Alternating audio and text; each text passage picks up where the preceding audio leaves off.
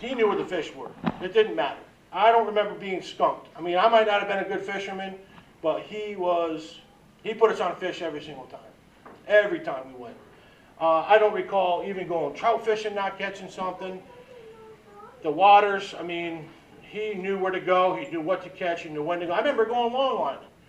I mean, this is something you do as a kid. I mean, he'd laugh at us while we're getting bit by the bloodworms. You know, we're trying to bait these things. We throw them out there and have a good old time. He'd tell stories, tell jokes. Next thing you know, we're pulling up flounder, just buckets of them, you know. I mean, this is to provide for his family. And we could take a break for a day, play kickball the next day. You know, go down to the old pond. There was just always a way to harvest the resources in this beautiful state. And I just couldn't wait to come back. We used to make excuses why I'd missed the bus to go home. It was like, no, I didn't want to go back home. I wanted to stay here. I couldn't wait for summer. I couldn't wait for it because, you know, even Dad took a job as a farmhand, as room and board for a big, beautiful farmhouse. He had to work his tail off feeding these, could be anywhere from 75 to 200 head of cattle, depending. He took calves and made them into heifers, basically. But what that provided was an amazing farmhouse that was built back in the day, an amazing piece of property with a duck pond in the back. It was all for us. I mean, he didn't have to work like that to live in this beautiful house, in this beautiful piece of property. But he did it to raise his family properly. And, you know, some people have different ways of doing things. My dad had his own way, and there will not be another way like his, and there's no doubt about it. What I take from it, I've learned quite a bit. I can grow a garden right now if I needed to. I can go kill a deer if I have to. I can clean fish. I can go catch clams. I can do it all. I could go out and provide. If everything went dark and we had to get off the grid, I know I can survive. And I owe every single bit of that to my father. And I know my brothers and sisters to this day, they live the way my dad did. I see my brothers and I haven't, you know, probably give them as much respect as I should, but those guys, they live off the wood stove, they go out hunting, they do their thing the same way. And I give them a lot of respect for that because it's not easy.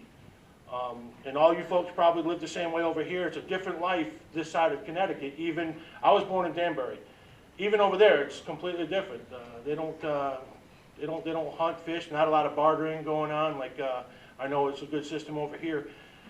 Dad would come home. We'd be sitting there shining the light, clean deer, and he'd say, "Come on, we're going to take this half a deer over to our friends. We got to go bring this to them." I'd say, "Well, why are we doing that?" You know, he said, "You'll see, because next summer when this man's melons are ripe, he's going to let me have a lot of melons." That type of situation. So we'd give this man a half a deer, and this man was a melon farmer, and with the farmers, he'd go knocking on the door. "Hey, yeah, oh yeah, Dick, go ahead. Get a laundry basket full. Come back next week. There's going to be more." So it was that type of thing, and now here we are eating fresh melon. Why? Because he gave him a half a deer last winter. You know, that's the type of stuff that is very impressive, especially when you're coming from an inner city and you get to see it firsthand. Those who are around it every day maybe don't, you know, you're just used to it. That's your life. Well, you take it from someone who doesn't get that all the time, and you get to experience it. It's quite impressive. And you know, I smoke a lot of meat now, and I do a lot of cooking on the smoker, and I attribute all this to my father. And you know, I'm very thankful for it. I'm thankful for my family, and I'm thankful for all of you being here. And I really appreciate everyone knowing my father and loving him and caring for him. And I thank our military back here for helping our freedom, and I thank everyone, and thank you very much for listening.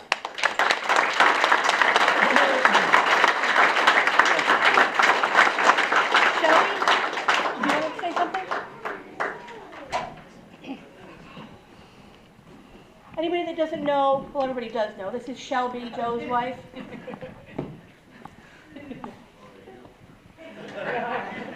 Knock it off. Yes, he calls me Meatloaf. That is my nickname. It's not Sweetheart, it's not Honey. He calls me Meatloaf, and I have to live with that every day of my life. It sucks, but, you know, I guess it's better than some of the things that I call him. So, I just wanted to say real quick, I've only been in the family 21 years. I got Aaron beat by 1 year. 1 year. She's been in 20, I've been in 21. So I claim hierarchy. But I just wanted to say real quick, Dad was one of the greatest guys I ever knew.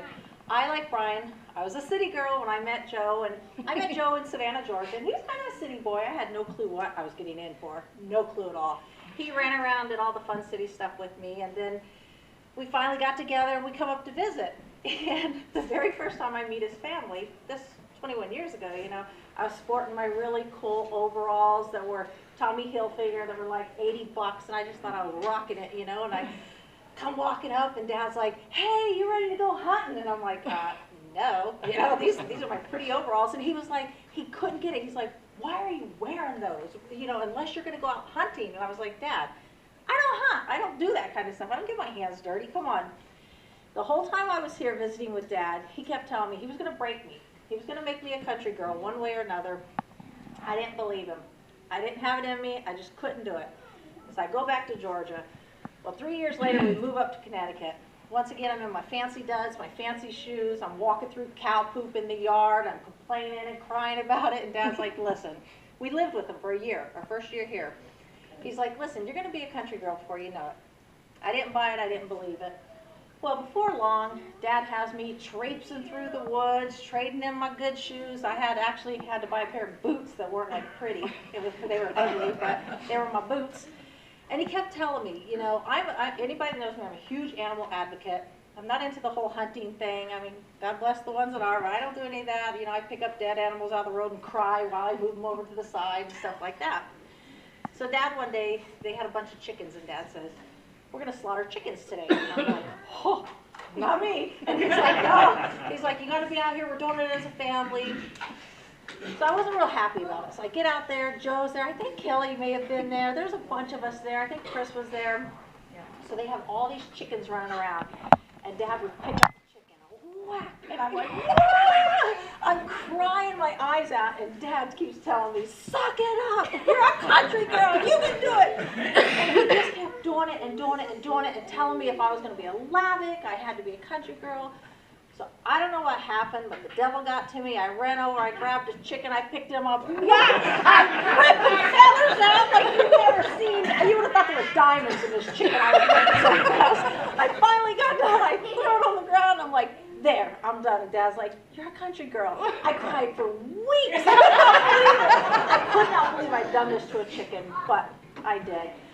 But I'm like Kelly. I got a million stories of Dad. Some of them are the dumbest stories. Some of them are the funniest. Dad was just, anybody that knew him, which most of you did, he was just a true character. We all loved him. And you talk about the last words he said to you. The first words Dad said to me when he met me in the airport, he picked us up in the airport, and he looked at me and he goes, wow, you really are pretty. And he turned to Joe and he says, if you don't keep her, I'm going to keep her. And we visited for the first week, and when I went home, his parents called him and they said, listen, if you don't marry that girl, you're out of the family and she's in. So I already had it in, so that's kind of how I got into the family. He's been a good father-in-law. Mom was a good mother-in-law. We had a great time with them. We did a lot of fun stuff with them over the years. Last thing I'll tell you, the whole fishing thing. I'm not big into fishing. I do it with Joe because he has a boat. And if I want to see him in the summer, I have to go out on the boat. I'm not big on it. I get sick. I have a lawn chair. I relax in the lawn chair and yell at him to slow down because I'm trying to get a suntan. And, okay, I'm a little high maintenance. So we go out fishing with Dad. And I kept telling Joe, it's not a good idea. I'm going to get sick. Joe's like, you're not going to get sick. So we're going, and like Joe and I got a beach pond, I can fish there, that's great because I can jump out, I can swim, No, they go out in the ocean, and we're going, and I'm not feeling good, and we're going, finally, we're out like 2 hours. We get all the way out there, and I look at Joe, and I said, I don't feel good, I'm sick, and he's like, hey, Dad's not taking you back now. So I sit there a minute, and my stomach's rolling, and I turn to Dad, and I said, Dad, I don't feel good, I'm seasick. He goes, you're fine, you haven't thrown up. I looked at him, and I went, and I looked at him and I said, I don't feel good. And he's like, you're never coming fishing again. I don't think I went fishing with Dad again. He never took me out in the ocean again, He wouldn't take me anywhere like that, only on shore because he didn't trust me. But he did drive all the way back 2 hours and took me home because I was sick. But he really was a good guy. And We loved him a lot, we're gonna miss him a lot, and we're very happy for everybody that's here to support us and give us love. Thank you.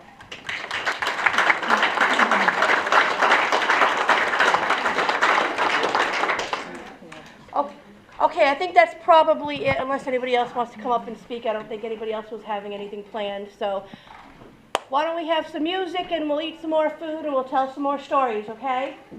All right, thank you.